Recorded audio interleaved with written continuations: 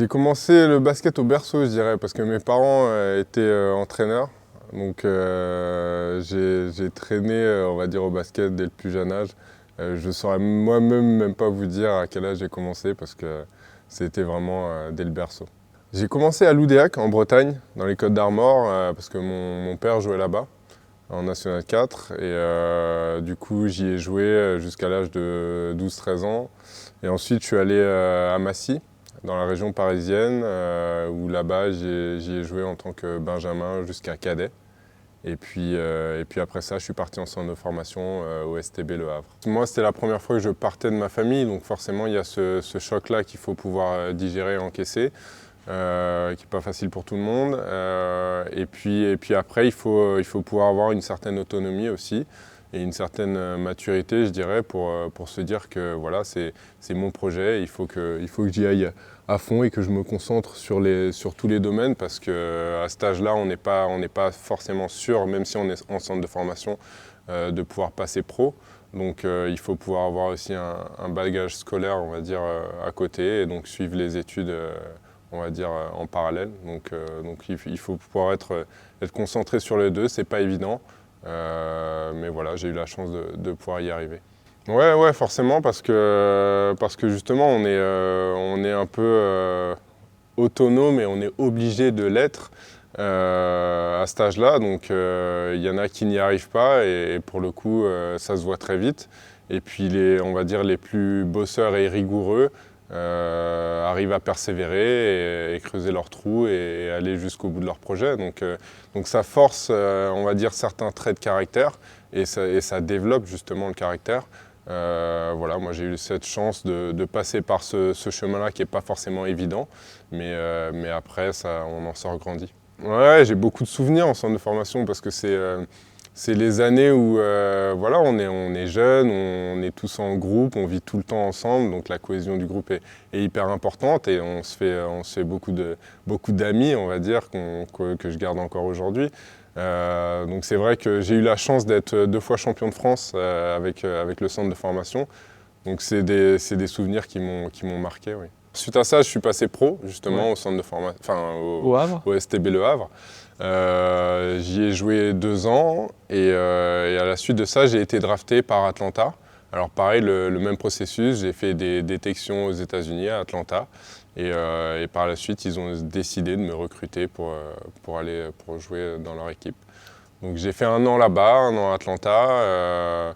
C'était une super belle expérience parce que c'est, je dirais, le rêve de tout basketteur de pouvoir un jour jouer en NBA. J'ai eu la chance de le faire. Après, ça a été beaucoup d'apprentissage en peu de temps aussi parce que j'étais pas forcément préparé. Ça a été un peu une surprise pour moi aussi. Donc beaucoup de découvertes. J'avais 20 ans, 21 ans, donc j'étais encore jeune.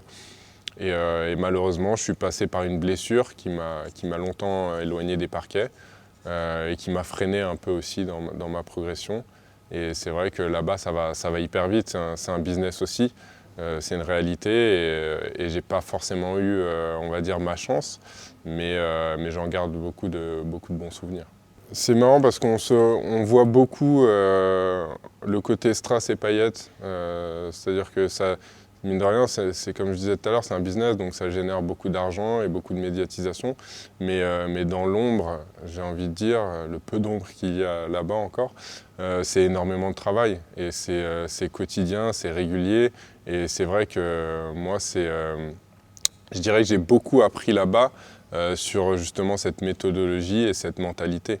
On ne se rend pas compte. C'est des gens qui sont hyper talentueux, des joueurs qui sont hyper talentueux, mais avec ça, il y a énormément de travail derrière. Et c'est vrai qu'il faut pouvoir l'encaisser et puis s'y faire. Donc c'est vrai que moi, étant jeune, j'ai pu apprendre très vite et ça m'a servi justement tout au long de ma carrière. Justement d'être sérieux, de bosser, d'être assidu et rigoureux dans mon travail pour pouvoir avoir les résultats par la suite. Évidemment, parce que plus tu as de moyens, j'ai envie de dire, c'est peut-être malheureux ou je sais pas, mais plus tu as de moyens, plus tu as de chances d'avoir de résultats. C'est une réalité. Après moi, ce qui m'avait choqué au premier abord là-bas, c'est justement ce côté, tu n'avais vraiment qu'à penser qu'au basket. C'est-à-dire que tu arrivais et tout était mis à disposition pour que tu ne te concentres que sur le basket. Et c'est vrai que quand tu es dans ces dispositions-là, forcément, ton esprit est plus concentré et tu es plus efficace dans ton travail, donc forcément, tu as plus de résultats. Ils savent mettre les choses en œuvre et les moyens, ça va avec pour qu'il y ait des gros résultats derrière. Ouais, moi je trouve que c'est primordial. Beaucoup peuvent le voir comme des détails qui ont peu d'importance, mais pour moi ça a autant d'importance que le travail que tu peux mettre sur le terrain. Ça te permet d'avoir de la longévité aussi. Ce qui est difficile dans ce métier, j'ai envie de dire, c'est de pouvoir arriver au top. Et une fois que tu es au top, c'est de pouvoir y rester. Le secret, c'est le travail, c'est une certitude, mais c'est aussi toutes les petites choses que tu peux faire à côté et le sérieux que tu peux avoir sur la longueur, qui fera que tu arriveras à avoir des titres, avoir une belle carrière et à être performant. Je dirais que dans le sport, la part mentale est hyper importante parce que c'est le moteur. C'est le moteur, c'est ce qui te pousse à en vouloir plus, à en faire plus et à être productif sur la longueur. Après le talent, je dirais que c'est important. Je ne peux pas dire que si tu n'as pas de talent, tu y arriveras. Mais c'est sûr que ce n'est pas le plus important. Je sais que j'ai eu la chance de jouer avec Flo Pietrus, par exemple, qui, j'ai tout le respect pour lui, mais n'est pas forcément le gars le plus talentueux que j'ai vu dans ma carrière. Mais c'est un énorme bosseur. C'est un énorme bosseur et il a un énorme mental. Et je pense que j'ai pas grand-chose à dire sur lui. Il y a juste à regarder son palmarès et sa carrière qui parle juste de soi. Donc voilà, il y a plein d'exemples comme lui qui prouvent que c'est pas parce que tu as tout le talent du monde que tu y arriveras et que tu seras meilleur que les autres. Je sais pas, alors c'est le débat qu'on a souvent et qu'on pourrait avoir souvent, à savoir qui a la meilleure carrière que les autres. Moi je dirais que la meilleure carrière, c'est la carrière qui a été, on va dire, le plus haut, le plus longtemps.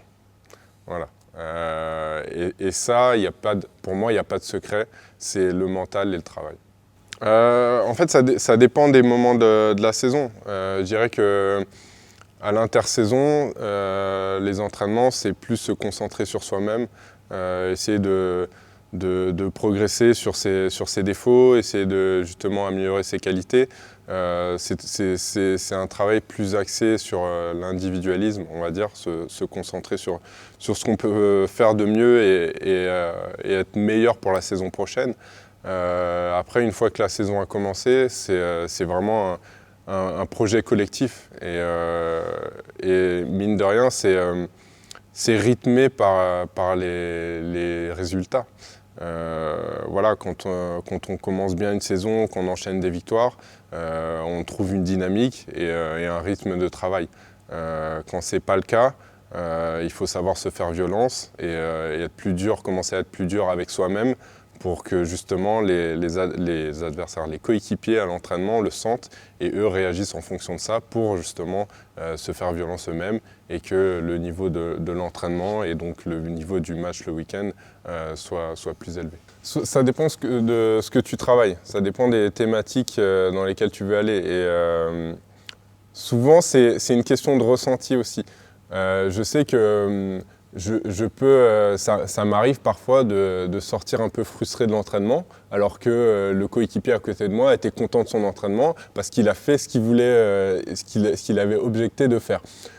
Pareil pour le coach. Le coach a ses objectifs sur l'entraînement de façon collective. Donc c'est pas forcément évident. Après moi, je suis satisfait de mon entraînement quand je me suis donné à fond. je suis fatigué et que voilà, je pense que ouais, c'est un sentiment d'avoir donné ce que tu avais à donner pendant l'entraînement. Ouais. Quand tu fais des séances de pré-saison, par exemple, où tu n'as pas de ballon ou peu de ballon, tu sors de l'entraînement et tu sais que tout le monde a tout donné quand il n'y a plus un bruit. Tu vois, tout le monde est assis sur le côté, à regarder un peu par terre ou dans le vide. Et là, souvent, tu as les coachs qui passent, qui regardent et qui viennent te taper dans les mains parce que tu sens l'atmosphère et tu vois que tout le monde est vidé. Tu vois. Donc ouais, ça dépend des moments de la saison. Tu vois. Moi, ce que j'aime, c'est ce côté groupe. C'est-à-dire que t'es jamais seul. Quoi. Peu importe ce que tu vas vivre, la victoire, la défaite, la joie, la tristesse, tu auras toujours un coéquipier à côté de toi qui va te motiver ou qui va dire oh, doucement, on n'est pas encore arrivé à notre objectif, ou tu vois, qui va essayer de te tempérer. Et toi, pareillement, tu vas avoir ce rôle-là aussi envers un autre coéquipier. Et je dirais cet assemblage fait qu'il y a une cohésion qui se crée. Et c'est vrai que moi, je suis déjà dans la vie de tous les jours, je suis quelqu'un d'assez famille. J'aime être entouré. Donc de pouvoir retrouver cet esprit-là de famille dans ce sport-là, c'est ça qui m'attrait. Ouais, je la découvre un peu. C'est vrai que tu as une relation un peu plus proche avec le coach, bon, que j'ai pu avoir par le passé avec certains coachs avec qui je m'étais bien entendu. Mais c'est vrai que c'est une relation de lien, en fait, entre tu es un peu la parole du groupe. Et c'est une responsabilité que j'aime bien. Ça va forcément avec l'expérience. Mais voilà, de pouvoir essayer de transmettre, d'orienter, c'est quelque chose que j'apprécie assez, voilà, que je retrouve, on va dire, dans ma famille en tant que père de famille. Donc on essaie d'orienter le mieux possible de par notre expérience. C'est pas évident parce que c'est, on va dire, beaucoup plus prenant que je ne l'imaginais. Dans d'autres équipes, c'est entre guillemets la première fois que je me retrouve dans cette situation-là en tant que joueur. Donc par le passé, j'avais des capitaines qui avaient un rôle un peu plus facile, je dirais, parce qu'on gagnait un peu plus. Mais ça me permet d'apprendre, ça m'apprend sur moi-même aussi. Je suis pas forcément quelqu'un qui parle énormément, mais ça me fait travailler sur moi aussi. Ça me pousse justement à aller vers les autres, à m'exprimer. Et puis essayer aussi de tenir le groupe, de montrer la voie par l'exemple, sur et en dehors du terrain. Voilà, ça demande de la rigueur. Je pense que toute expérience est bonne à prendre. Il faut essayer d'avoir conscience de ça au quotidien. C'est vrai que je dirais qu'il faut l'avoir et pas trop en même temps. Quand on revient je dirais le lundi, quand on a joué le samedi, quand on revient à l'entraînement le lundi, il faut avoir pu évacuer entre guillemets la défaite, si c'est une défaite du dernier match, pour être, on va dire, prêt à travailler et à encaisser la semaine qui vient.